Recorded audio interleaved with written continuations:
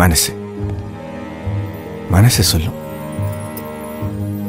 சில சொந்தங்கள் தானே தேடி வரும். மனசு ஒரே ஒரு வார்த்தை போதும் ஒண்ணா மாற. எனக்கு பிடிச்சிருக்கு. மனசு சில சமயம் அலை பாயும், ஆயிரம் கண்களுக்கு காட்சி பொருளா மாற. மனசு பெரிய அதிர்வுகளை உண்டாக்கும். மௌனமா மனசு என்ன சொல்லுதோ அதான். நம்ம சொந்தங்கள், நம்ம காதல், நம்ம பெருமை, நம்ம மதிப்பு, நம்ம சந்தோஷம்.